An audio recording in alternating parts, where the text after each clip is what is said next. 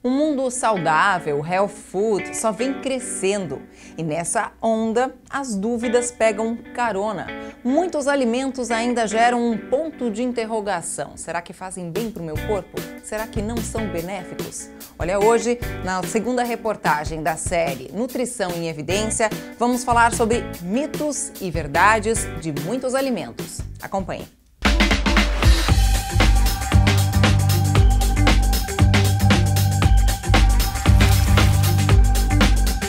Oferecimento Interblu, Rua 7 de Setembro, 1535. Fone 3231-2700. Por muitos anos, a população acreditava que o ovo era o grande vilão e que a carne vermelha fazia mal à saúde. Quando o assunto é alimentação, existe muito folclore e, por uma razão ou outra, um mito é aceito como verdade. E aí milhares de teorias surgem a respeito. Convidamos uma nutricionista para esclarecer sobre alguns dos alimentos que mais geram polêmica. A questão principal é que o melhor alimento é aquele alimento que a gente consegue ver do que está sendo feito, né? Então, o mais natural possível, aquele da horta, ou mesmo aquilo que a gente está preparando em casa, né? Se vai fazer uma preparação, que nós mesmos tenhamos a noção do que está sendo colocado ali, né? A questão do café, a principal circunstância é que as pessoas têm consumido em grande quantidade, né? Muitas veem ele como algo ruim, né? Em termos de riscos de aumento de batimento cardíaco, de riscos para doença do coração, hipertensão e tudo mais.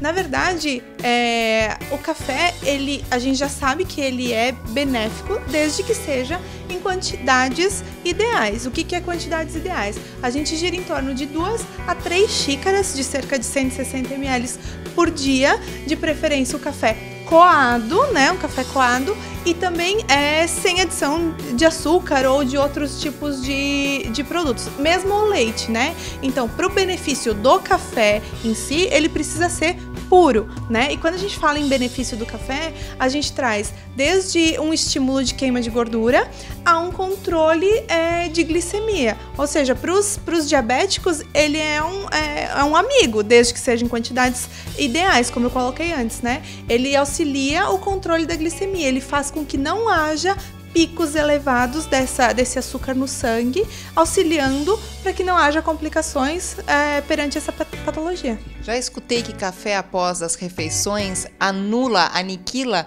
as vitaminas da refeição. Isso é verdade? É verdade. Ele faz sim com que a gente iniba a absorção do ferro, então aumentando a possibilidade de risco de anemia ou descontrole em relação a hormônios e vitaminas que precisam desse ferro para serem utilizados. O ideal é esperar quanto tempo para consumir o cafezinho depois do almoço? Em torno de 45 minutos após o almoço para iniciar esse processo de consumo de café. O ovo vem sendo visto como vilão e mocinho há muito tempo, né? Ainda não se decidiram o que ele é na verdade, né?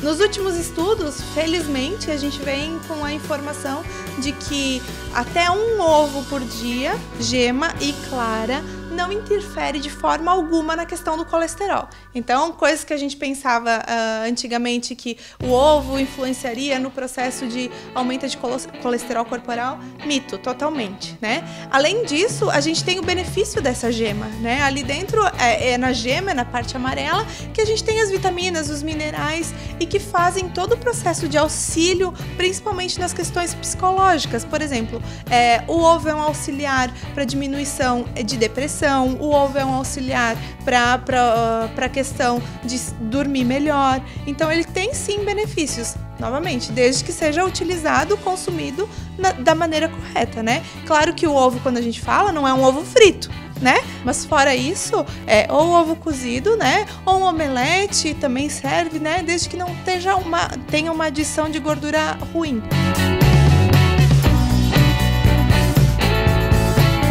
A maioria deles tem grande fator químico, né? Então, esse fator químico, ele faz com que haja desordem no nosso organismo. né? O stevia, que é um adoçante totalmente natural e hoje em dia é o mais bem visto, digamos assim, né? Ele não dentro dos estudos que a gente tem, ele não tem malefícios, né? Mas a gente sabe que é muito difícil de utilizar ele, porque principalmente ele tem uma capacidade de adoçar 300 vezes maior do que o açúcar. Então as pessoas acabam tentando utilizar ele e não se adaptando porque não conseguem alcançar a quantidade ideal para, por exemplo, para o cafezinho, né? Dentre os outros adoçantes, a principal questão e o principal risco é em relação às doenças degenerativas. Então, hoje em dia, a gente já sabe que aspartame, por exemplo, aumenta o risco de mal de Parkinson, mal de Alzheimer, né? Doenças degenerativas. E também esses adoçantes tendem a aumentar a resistência à insulina. Ou seja, o paciente que é diabético, que acha que está fazendo uma boa coisa, consumindo o adoçante, não tem ideia de que aquele adoçante possa levar a fazer com que ele tenha que utilizar ainda mais insulina no processo de controle da patologia dele. Eu coloco sempre que o refrigerante zero, ele é o principal vilão, né? Porque vai no crédito de que não traz calorias, né? E esse não trazer calorias traz vários produtos ali dentro, os químicos, né? Então, corante, acidulante, aromatizante, os adoçantes, né? Eu digo que esses antes da vida são o esquema que diminui o nosso metabolismo, faz com que o metabolismo fique mais lento e a gente acabe dificultando a perda de gordura. Outra questão, né? Igual o que eu falei do adoçante. Aumenta a resistência à insulina. Então, se eu tenho adoçante ali dentro, eu vou ter uma dificuldade, né, em relação à resistência à insulina.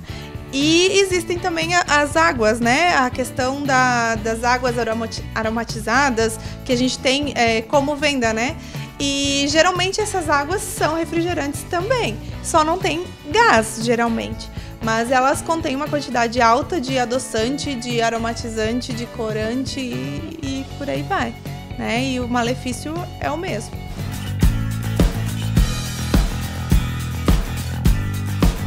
Como qualquer outro alimento, precisa ter um controle de quantidade, né? Não adianta a gente achar que por ser fruta, por ser um alimento natural, a gente pode consumir em grande quantidade sem ter um certo controle. Tudo que é demais, engorda. Primeiro, né? Tudo que for em excesso vai me transformar em gordura. E acontece isso por causa da frutose. A frutose, além de tudo, ela tem uma absorção rápida no organismo.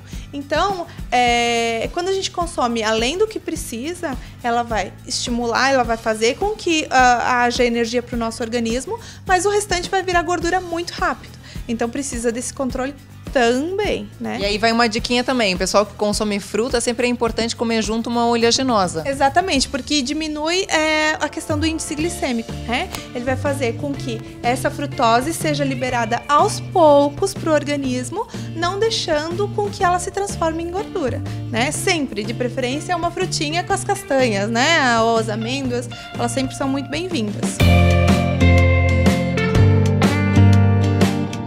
O salmão que tem nos nossos pratos aqui no Brasil, geralmente são salmões que são de cativeiro. Esses salmões de cativeiro, eles tendem a ter uma quantidade de corante dentro das rações para que haja esse processo de coloração, né? Para ficar rosinha, ficar vermelhinho, toda a parte da carne do salmão. Esse salmão de cativeiro, ele tem uma quantidade muito pequena de ômega 3. O ômega 3, que é o benefício, que é por isso que a gente acaba comendo geralmente salmão, ele é um anti-inflamatório. Então, esses que a gente tem aqui nos nossos pratos, além de ter uma quantidade pequena de ômega 3, ele tem uma quantidade muito alta de ômega 6, que é um pró-inflamatório. Então, ao invés de a gente, na situação que a gente acha que está fazendo bem, às vezes está dificultando, porque toda inflamação dentro do nosso organismo vai gerar um metabolismo mais lento. Atualmente o vegetal é a melhor escolha, né? Porque primeiro que muitas vezes a gente nem sabe o que tem dentro do leite. Então essa é uma circunstância bem séria, né? Dentro dos leites vegetais, a gente tem sim uma quantidade de cálcio bacana. Não tem a mesma quantidade de cálcio que teria em um leite animal. O cálcio do leite animal ele é muito mais biodisponível, ele é muito mais fácil de ser absorvido, mas nas atuais circunstâncias o leite vegetal ele pode ser utilizado junto com outras fontes de cálcio, né? Por exemplo, outras fontes de cálcio, as folhas verdes, né? Também são fontes de cálcio e aí junto com o leite vegetal a gente consegue trabalhar. Em termos de leites animais, o semidesnatado eu acredito que seja a melhor opção, porque ele ajuda a absorver o cálcio também.